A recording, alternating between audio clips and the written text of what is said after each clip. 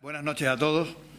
Yo, en todas estas palabras que ha comentado nuestro querido amigo Orlando Fondevila, quiero hacer un poco de memoria. Quiero hacer un poco de memoria porque se está discutiendo, o bueno, se discutió y se dio una ampliación de 3 meses a ver si, digamos, en Cuba ocurrían cambios, y lo que no nos damos cuenta es que llevamos 22 años hablando sobre un posible cambio. Y me explico. Tras la caída he traído unas notas que están escritas por la Fundación Pontis, en Praga, por Jakub Klepal, y habla sobre la posición común. Y este es un documento que se escribió en el año 2006, pero que es vigente y sobre todo muy ilustrativo para lo que les quiero comentar en principio. Y es que tras la caída del telón de acero en 1988, la Comunidad Económica Europea estableció relaciones con Cuba en septiembre de ese año y se dirigió para apoyar una transición pacífica a la democracia y la liberalización económica en Cuba. Estamos hablando del año 1988. No ocurrió nada, más bien lo que ocurrió fue el periodo especial en el 90, donde prácticamente la isla se murió de hambre, o sin prácticamente, y no hubo ningún tipo de mejora. Aún muriéndose de hambre nadie quiso cambiar, todos quisieron seguir siendo esclavos. En el gobierno se conoce. Aún así, digamos, la Comunidad Económica Europea siguió trabajando para, digamos, lograr cambios. Sin embargo, hay otro punto destacable, que 8 años más tarde de ese 1988, 1996, ocurre un hecho cobarde, trágico, delictivo, que es el derribo de 2 avionetas de Hermanos al Rescate. Hermanos al Rescate se dedicaba a localizar a los balseros que se escapaban de la isla para que los guardacostas, los guardafronteras norteamericanos los recogiesen y no pusiesen en peligro sus vidas más de lo que lo habían puesto. Si mal no recuerdo, creo que hoy en día hay censados 20.000, puede ser, personas que han muerto tratando de cruzar el estrecho. 20.000 ahogados.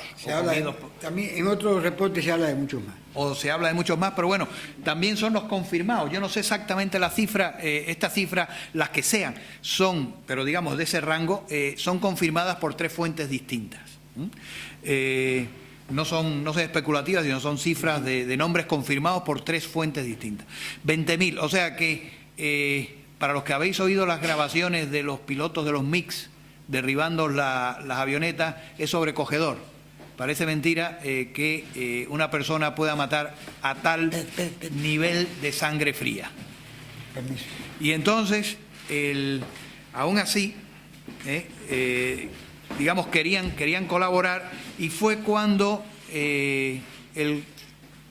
la presidencia europea, que en ese momento estaba liderada por el señor José María Aznar, le tocaba el turno de presidencia a España, fue que sacaron la posición común.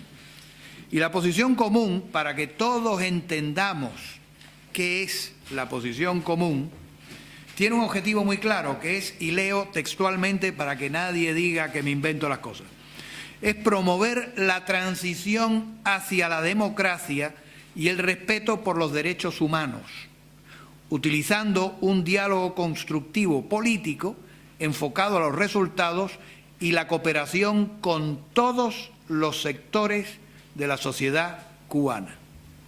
No dice más. Eso es lo que es la posición común. Sin embargo, el día 31 de mayo del 2010, el señor Miguel Ángel Moratinos dice que la posición común de la Unión Europea no se justifica. Entonces digo yo, y los diálogos de la Iglesia tampoco se justifican. y los diálogos del señor Moratino se justifican. ¿Qué se justifica? En realidad no se justifica nada.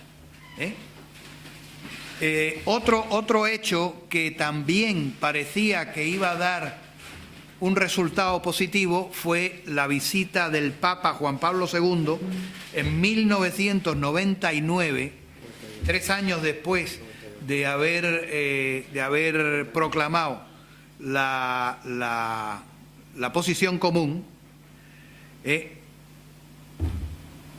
Se vio que tras la visita del Papa, en la que Wojtyła dijo no solo que el mundo se abra a Cuba, sino que Cuba se abra al mundo, Cuba no se ha abierto al mundo. Y estamos en el 99. Hubo un periodo, perdón, 98, es igual, estamos hablando de la visita del Papa y posterior, ¿no? Y después, curiosamente, hubo un periodo en que parecía nuevamente que iba a haber una cierta apertura, en que las relaciones entre la Unión Europea y Cuba mejoraron en el periodo 2001-2002, que fue gracias al señor, al ministro de Asuntos Exteriores de Bélgica, el señor Louis Michel, que ya sabemos quién es y las últimas cosas que ha hecho en Cuba el año pasado, que entonces Bélgica tenía la presidencia de la Unión Europea. Volvieron, visitó Cuba este señor y expresó un apoyo abierto a Cuba para que se incorporara al Acuerdo de Cotonú. El diálogo político fue activado.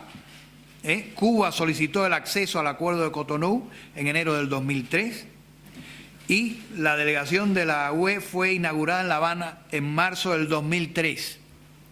Pocos días más tarde, el gobierno cubano hizo la redada de la Primavera Negra del 2003, donde arrestó a 75 opositores al régimen y demostró de una forma fehaciente que cualquier acuerdo que suscribe Cuba es única y exclusivamente para su propio beneficio, independiente de cualquier otra parte involucrada y, por supuesto, independiente del deseo del pueblo de Cuba. Lo que no se puede es querer mejorar las relaciones y arrestar a las personas con causas que además no se justificaban, porque a nadie se le mete en la cárcel porque tenga un ordenador en su casa o porque escriba, tenga un lápiz o piense. Fíjense que si eso fuese así, todos ustedes estarían encarcelados y con condenas de 20 años, porque de aquí no creo que nadie carezca de un ordenador.